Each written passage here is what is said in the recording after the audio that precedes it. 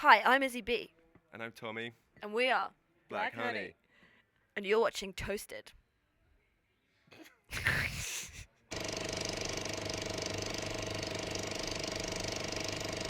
Guys, welcome to Groningen. Hello, thanks for having us. Let's do it all again. Hey, you guys got slaughtered in Amsterdam, right?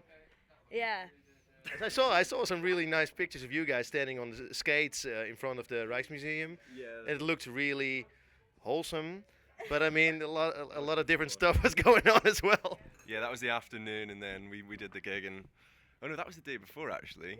we We're- went out the night before, didn't we? Yeah, the Bulldog. You went to the famous Bulldog. Yeah, because we're just real tourists.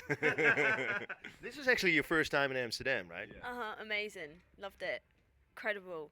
So like, well looked after. You know? Not like Brighton, right, where everything's burned down and the last pier is gone into the ocean. Yeah, awful. Hate it. You guys are from Brighton, right? I mean, Yeah, you don't like Brighton? Nah, it's boring. Well, since you guys left, I mean. This city's about to get way more exciting now we're here.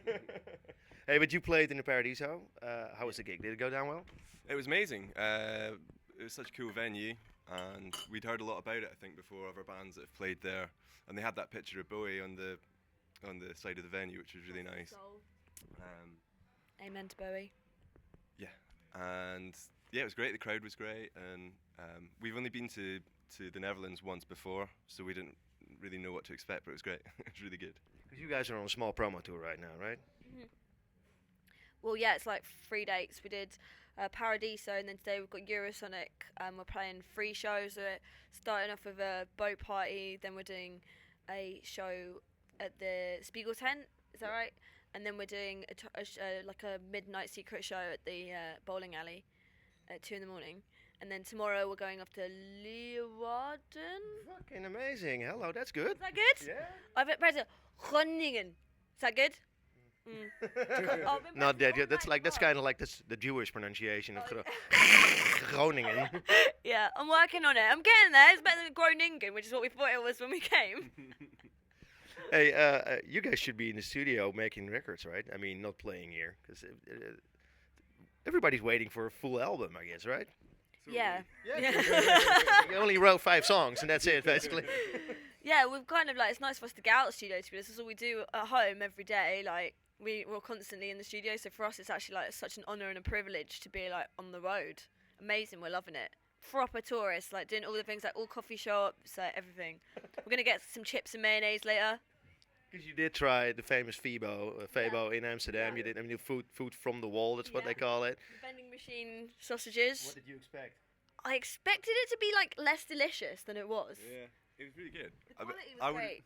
I would have eaten anything. So you came straight out of the Bulldog. Yeah. That's the first thing you stumbled on. Basically, yeah, you look at the pictures, mate. You know what cool is that basically these guys call themselves restaurants. Yeah, that's wicked. I'd go to a restaurant if it was like that in Brighton. Service. Oh, you have a nice fish and chips shop there where they filmed the Who movie. What's it called? Oh Yeah. yeah.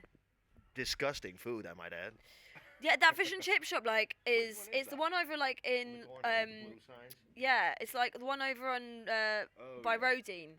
Yeah. But as in like that end of Madeira Drive, but yeah, it's not very good. Yeah. It's so There's soggy. nowhere I'd recommend going for fish and chips now. I'd recommend going to Buddy's is the best chip shop, I think. I don't know. What do you think the best chip shop in Brighton is? Bankers. Oh yeah, Bankers. Bankers is It's quite posh fish and chips, Bankers. I can't afford that, I'm Buddy's is more sorry. like lo-fi. We'll buy you some fish. Back to the music, guys. And besides, I mean, people, look at this. Sorry. Were you thirsty? I'm not allowed to drink milk usually when I sing, so whenever I get my hands on milk, I'm like having as much of it as possible, like an addict. Small detail. Hey, and who's that in the back? He's a 5th member of the band, Jerry. If you'd like to elaborate on.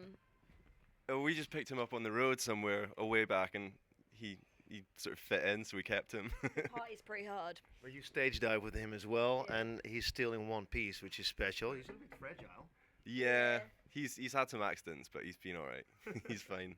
Hey, back to the music, guys, because I mean, lots of music on SoundCloud, 6, 7 songs. You guys had all your lifetime to write a first album, yet it's not there. Come on. It's basically written like we'd have released like 3 albums if it was up to us. Do you know what I mean? We've got enough material. But it's more about waiting for the perfect time. Like, we're going to come out to all the different countries, like, make friends, make fans, like, get everyone to know and get on board with us and what we're doing. And then be like, here you go, here's our gift to you, our album, rather than just, like, suddenly putting out an album all of a sudden, you know. We want to do it and people really want to be on board and get involved with it, you know. Sweet. Did you guys pick a producer yet? Nah. You produce your own songs, right? Yeah. Fucking awesome. Really good. Really, I mean, Chris, great sound. He's amazing. Really good.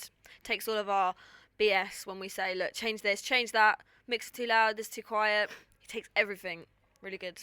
Amazing sound. I was looking for you, of course, on the web to do some investigations on the band and the music, and it's always hard for people to describe a new band because you end up with the same lame comparisons that really don't do anyone justice. Yeah. One thing that I did like, though, was Mazzy Star, produced by Joe Meek. Oh, that's cool. I don't know who Joe Meek is. Well, Joe Meek is like this legendary producer from the 60s and the 50s. Oh, He sick. really started My name rings a bell, actually. Was he part of the... You know that film Telstar? Yeah. you wrote that song. Sick. Yeah. I love Mazzy Star's voice. I think she's brilliant. It's great. That's a good comparison, that one. So we'll stick to that. Where will you guys record the album? Did you choose it already? We don't know yet. We've got a few ideas, but I don't know. I don't think that's as important to us as just getting the right material, the right songs. Yeah, we like being quite remote. Like, we've explored the Somewhere idea of quiet. somewhere really quiet, away from the city. We probably won't do it in Brighton. I doubt it. We need somewhere, like, away from distraction. Different country, maybe? Yeah, I mean, like, there's places in England that we've looked at, like... Maybe Amsterdam. Yeah, I mean... You wouldn't do a lot of recording there, I think. Everything would be really slow, I think. That'll be second album. No, but I mean, so you want to take your time to record this album when it feels right. It all sounds like you have a plan. You're not in a hurry at all. Nah. Normal bands are in a hurry. They have a management, and they do have like this time schedule, and they really want to take the opportunity when the band is hot. You guys are hotter than the sausages you ate from the restaurant, but there's no hurry. Nah, I think it's like our thing though. We walk our own path. Like, we don't do what anyone else says. Like, if our managers were like, "We need to write an album," we'd be like, "Piss off! We're not writing an album until we're ready," or like releasing the album until we're ready. But we've always been really like independent like that. We've never done like what is expected of us or like what people think we should do or what the music industry wants because it's hot. We don't care about any of that stuff. Like, we just want to make the songs we want to make and make the album we want to make. And right now, we're quite happy touring, like going around, making friends, getting drunk and wasted in all the different countries. At the moment, we're happy doing that. And writing songs about it. Yeah, well, the songs we got, and we're going to write more. Like, that's the best thing. That's what we want. We want get Black Honey and we experience the world, and then think of all the songs we're going to write. Then think of what we'll write by this time next year. Why would we put an album out now? Like... It is for journalists, though, hard to do an interview with a band when there's no album out, because if you have an album, there's like a collection of songs, and it gives you an idea. songs online now. Do you know what I mean? Yeah, but I mean, if you recorded those 7 songs over a period of 3 years, Yeah. then it's like it says a different thing about the band than like if you have 12 songs on one album, because it's like a storytelling, if you know what I'm saying. Yeah.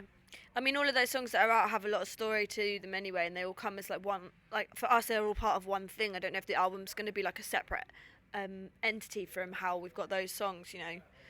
So, yeah, I guess I've never really thought about it from a journalist perspective. Well, it's not important. It's just Yeah. it's a lousy perspective, probably. Hey, who did the artwork? Because what I saw was fantastic. Yeah, it's a really good friend of ours called Olivia Savage, O Savage on Instagram, O.Savage. She is a collage artist, so she specialises in deconstructing like different pieces of artwork that are outside the boundaries of copyright and like reinstalling them in a new arrangement.